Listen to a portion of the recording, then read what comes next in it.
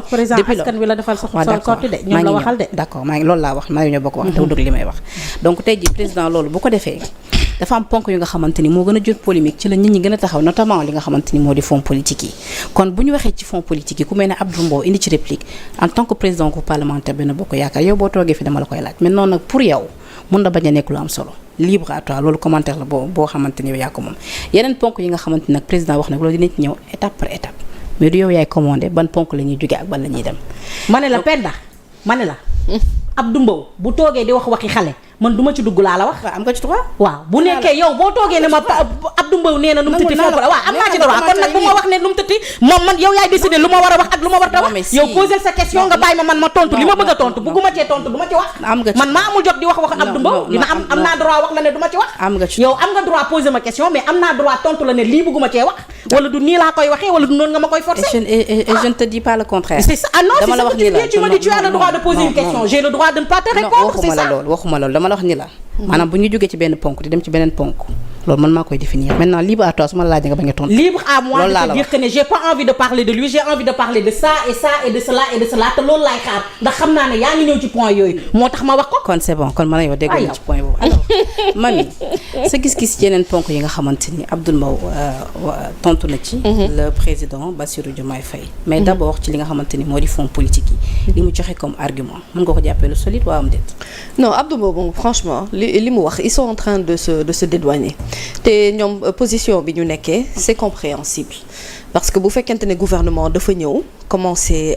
génne yenn ci ay dossiers yoo xamante ne ay dossiers état la te ku ne xam ne ne question bi laal ay fonds politiques ak yooyu dafa soxal nit ñi pour la toute bonne et simple raison que bokkoon na ci yenn discours yi nga xamante ne dañ ko fi doon tenir te ñun ñëpp nag ñu àndandoo bokk wax ni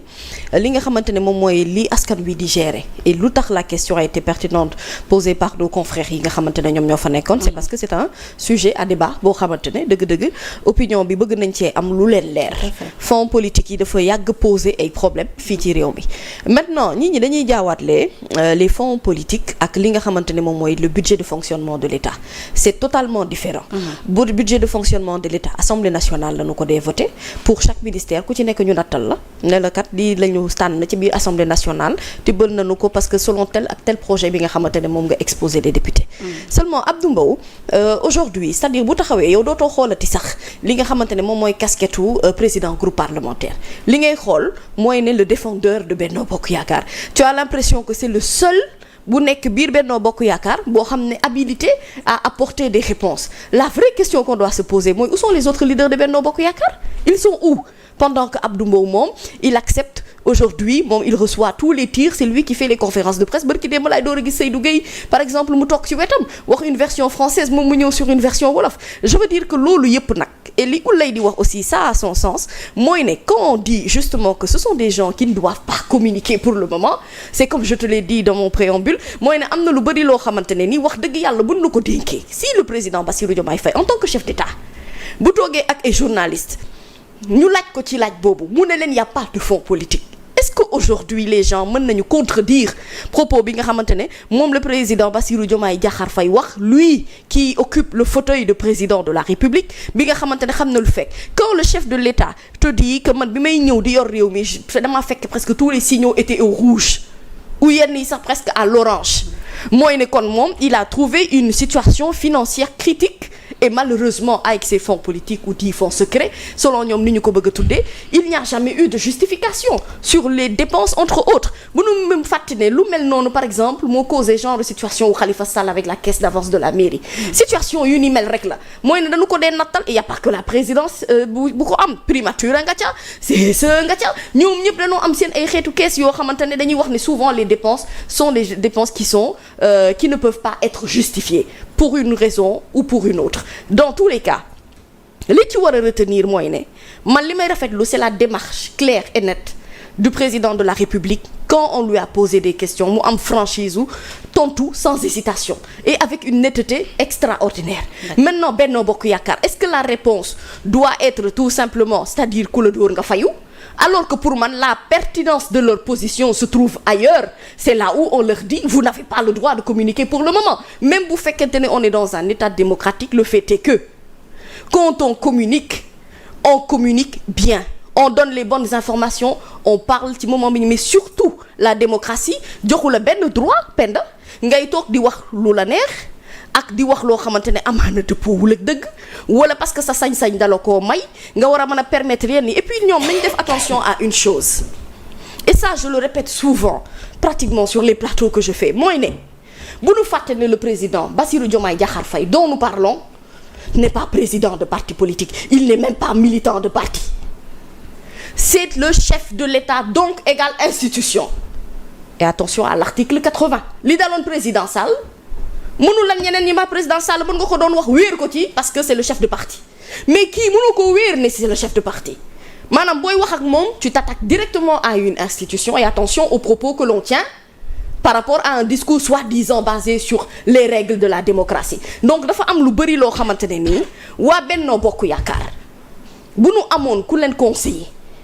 dañu naan leen pour le moment retournez si seen ay trou revoyez également votre façon de communiquer si jamais vous voulez faire une opposition te li ko jiitu mooy leer lu leen ci seen action yu leen précédé ndax li tax mënuñu supporter justement le fait que ñoom ñuy occuper autant l'espace médiatique ou même l'espace public di ñëw di apporter ay contradictions alors qu'il y a des dossiers beaucoup plus lourds qui sont là et qui les attendent auxquels les Sénégalais n'ont pas de réponse. D'accord mais sachant que ni ñi ngi jëm ci li nga xamante ni moo di ay échéances moo xam législative yi bés bu ñu dissoudre li nga xamante ni moo di Assemblée nationale te pour rappel ñoom ñu ngi fa am li nga xamante ni moom moo di majorité parlementaire ndax ñoom également côté stratégie maanaam bu ñu noppee tey ji fa ñu jëm mënees nañ faa am dara. waaw ñoom de pour ñu amati dara du yomb de barki Serigne Bamba du yomb parce que lenn moom dama la koy wax si le président Bassirou Diomaye Diakhar Faye et son gouvernement ci lancé bi ñu nekk nii buñ ci tegguwul seen tànk di liggéey di def ay acquis di def ay réalisations sénégalais yi di gis seen bopp crois-moi ce n'est ni dans 5 ans ni dans 10 ans la ñuy ñëwaat toog su fekkee leur projet c'était que bu ñu tenter la question du 3e mandat ils se sont opposés à un peuple qui a dit niet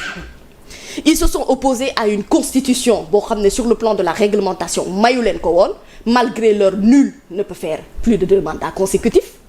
lii am mooy ni si leur programme et leur projet était que le président Sall na wàcc continuer nekk président APR bu ñuy faloo ma opposé wu su ma indee opposition bu farouche fii ak 5 ans on aura l'occasion APR jëlaat pouvoir crois-moi benn condition rek la mën a nekk te gawma loolu dinañ ko réussir mooy ne ñiy lajj ci seen ay mission. alors ku mel ni Père Doudou Wade moom dafa jàpp ni tey jii polémique bi am ci li nga xamante ni moo ñeel fonds politique yi jàpp na ni su fekkoon li ko jiitu. moo nekkoon déclaration de politique générale bu Ousmane Sonko bi nga xamante ni booy def sa déclaration de politique générale di nga ñëw d'abord pour dresser un bilan ci yow li nga fi fekk comme situation ba noppi doog a ñëw ci li nga xamante ni foofee nga bëgg jëmal li nga xamante ni moo di askanu Sénégal mu jàpp ni lu ñu mel bu doon loolee lañu njëkkee xëy na duñ toog fii di polémique ci li nga xamante ni moo di le président wax ca fonds politique yi ba ñee di ci apporter la République. Non, c'est-à-dire le président de la République Bassirou Diomaye ce qu'il a voulu c'est s'adresser à la nation wax ci fan la toll ci liggéey bi li mu fi jot a def et daf ko def par voie presse. Et parce qu'il ne voulait pas également accorder une autre interview à des journalistes internationaux comme on a eu l'habitude ñu gis ko ci ay anciens régimes il a voulu casser la donne et apporter la rupture sur ce fait-là. La déclaration de politique générale n'a absolument rien à voir avec la communication du président. La déclaration de politique générale c'est destiné à ce que le peuple sénégalais mën a xam régime bi ci ban direction lañ leen di yóbbu lan ak lan la ñu fas yéene def ak leneen lu ci topp. Maintenant cette déclaration de politique générale doit se faire dans les règles de l'art maanaam dafa am loo xamante ne le pouvoir législatif doit être prêt à accueillir le premier ministre pour mu mën a ñëw def déclaration de politique générale. d'accord ak man que ni tamit quand aujourd'hui ñu dégg le président dire que ni dafa fekk réew mi ci situation bu difficile. tey jii bu fekkoon déclaration de politique générale jiitu woon amaana ak Sénégal yi dañu gën a mën a comprendre lan la président bëgg wax parce que dañu xam dëgg-dëgg fan lañu fekk réew mi ak lan moo tax ñu war a mën a wax ni dafa fekk ci réew mi ci état bu difficile. je veux dire les détails quoi. maanaam doon nañ gën a am argument pour comprendre li nga xamante ni loolu le président bëgg a wax. Oui, on peut lui accorder ce point de vue-là en tant qu'ancien parlementaire ak koo xamante ne dëgg-dëgg am na expérience également ci wàllum pouvoir législatif. Doudou Wade c'est une bibliothèque bu la waxee yenn yi parce que d'ailleurs li xew Assemblée nationale Doudou Wade moo ko njëkk dénoncé te yàgg na kon moom bu ñu toppoon procédure Doudou Wade peut-être qu'aujourd'hui Ousmane Sonko aurait pu faire sa déclaration de politique générale logiquement mooy ne bu fekkente ne Doudou Wade ba mu leen waxee ne attention le règlement intérieur bi nga xam ne moom ngeen di fonctionner c'est un règlement intérieur faux qui ne peut pas accueillir un premier ministre bu fekkoonte ne ñoom ils ont accusé le coup nangu ne ñoom déjà ils ne sont pas dans le vrai ñu fexe ba jubbanti ko kon heure bii Penda dañuy débattre certainement sur le contenu de la déclaration de politique générale mais dama bëgg wax ne lenteur u déclaration de politique générale dafa am lu ko indi te lu ko indi mënuñu ko écarter parce que c'est une réalité maintenant cette réalité là nga xamante ne moom la ñu bëgg voiler bëgg ko cacher par des raisons politiciennes loolu moo amul lieu d'être. Le président Bassirou Diomaye Diakhar Faye s'il ressent le besoin mu wax ak askanam par voie de presse wax leen ne leen dénk ngeen ma kat di ngeen ma dénk am na ci yu ma avancé pour man loolu c'est une très bonne chose parce que day tax fil de communication bi war a dox diggante le président ak le peuple que ce fil là ne soit pas rompu et donc dans cette stratégie de communication on ne peut que s'en magnifier mais on a lu dans le conseil des ministres d'hier ou d'avant-hier que le président Bassirou Diomaye a demandé au premier ministre mu def sa déclaration de politique générale ce qui veut dire que xam na ni loolu mooy yoon ak loolu mooy dëppoo maintenant man sama problème c'est pas la déclaration de politique générale. nee na sax bi mu ko fas yéene def ci li nga xamante ni moo di ci kanamu askan bi moom moo ko sant ngir lu ni mel mu bañ a am. oui c'est son rôle. en tant que déjà chef d'État et puis relations humaines yi leen lié bi nga xamante ne dellu si waat na ci ndaje bi mu doon def ak taskatu xibaar yi la relation qui le lie avec Ousmane Sonko wax na ko lui permet de temps en temps d'avoir même des relations conflictuelles dans le sens où dans les débats d'idées ci ay propositions ci lu ñu d'accord ak ñàkk d'accord maintenant le président de la République dafa am pragmatisme et dans le pragmatisme du chef d'État lui permet tout simplement de bien communiquer et puis de remettre les pendules à l'heure et puis il y a une constitution boo xam ne lui le chef d'État c'est le gardien de la constitution donc ce qui veut dire que quelle que soit personnalité bi mu jàkkaarlool li mu war a def mooy ñu fexe de telle sorte que la constitution soit respectée maintenant le premier ministre Ousmane Sonko aussi n'est pas dans le tort pour la toute bonne et simple raison que système bi ñu fi fekk système boobu baaxul quand les gens disent qu'on doit dissoudre l'Assemblée nationale def fa ay députés yoo xamante ni dignes de ce nom qui seront là pour le peuple parce que man mon problème encore une fois je reviens à ma phrase ce n'est pas la déclaration de politique générale en tant que telle mon problème mooy ñi muy jàkkaar lool pour def la déclaration de politique générale est-ce que ñooñu dëgg-dëgg mérité nañu une telle assemblée pour que ñu leen di wax li nga xamante ne moom mooy liggéey bi ñu bëgg a sumb ndax xam nga lu tax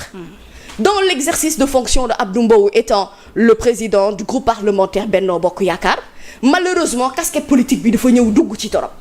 et ñoom en faisant leur communication d'opposition en tant que politique dañuy fausser un peu la donne du parlementaire bi nga xamante ne moom moo fa mën a nekk maanaam Abdou Mbow bu toogee Assemblée nationale finalement yow tu le regardes comme étant le président du groupe parlementaire Benno Bokk Yaakaar ou tu le regardes comme étant l'opposant de ce nouveau régime-là et là il y a un problème parce que la casquette de député ñi waruñu ci mën a am sikki sàkk quelle que soit la coloration et li bon dëgg ci réew mi mooy ne le système de politisation dafa influer dugg suñu biir institution te loolu mooy le danger on doit faire de telle sorte que au niveau de l'Assemblée nationale le Premier ministre puisse avoir sa crédibilité benn ñaar ñu mën a permettre qu'il y ait des débats ouverts 3 que le peuple puisse comprendre déclaration de politique générale bu Premier ministre bi ci lan la wundu parce que autant le chef de l'État a communiqué via presse autant le Premier ministre va communiquer via Assemblée nationale avec le peuple sénégalais par rapport ak ni nga xamante ne noonu la war a doxale kon nag Assemblée nationale boobu foog mu dëppoo ak yoon Assemblée nationale boobu il faut mu crédible Assemblée nationale boobu waruñu fa am benn nuance de politique on doit pouvoir réfléchir ci li nga xamante ne moom mooy intérêt askan wi dox ci li jëm ci yoonu askan wi sans pour autant que mu bañ a am faagaagal wala nga am sentiment ne man bu ma fay dem kat c'est des gens réfractaires ñoom laa fay fekk ñoo xamante ne quel que soit lu ma fa mënti wax à la limite tu as l'impression que yarul parce que boo ñëwee y a une certaine motion de censure boo xam ne mu ngi planer sur ta tête loolu dafay fausser la donne et je suis désolée mënuñu corriger une erreur par une erreur. un premier ministre bi nga xamante ne aussi tamit le président nee na bokk na ci ay bëgg-bëggam mu yokk li nga xamante ni moom moo di ay pouvoir. mais oui mais aussi il a dit que war nañu wàññi aussi le présidentialisme fort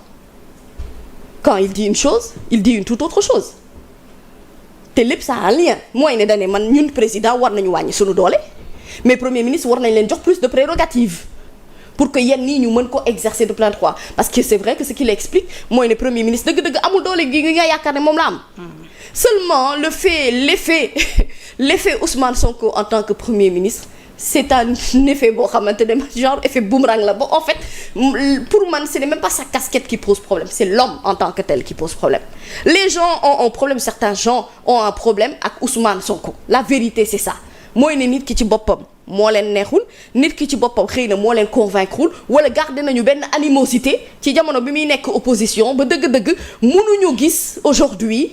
l'intérêt que le Premier ministre fait ou les efforts du gouvernement par rapport ak li nga xamante ne moom mooy directive yi président Bassirou Diomaye Diakhar Faye di joxe. Et je pense que dans un système su fekkente ne le travail doit être huilé de telle sorte que le chef de l'État, même quand il n'est pas là, que le travail se fasse effectivement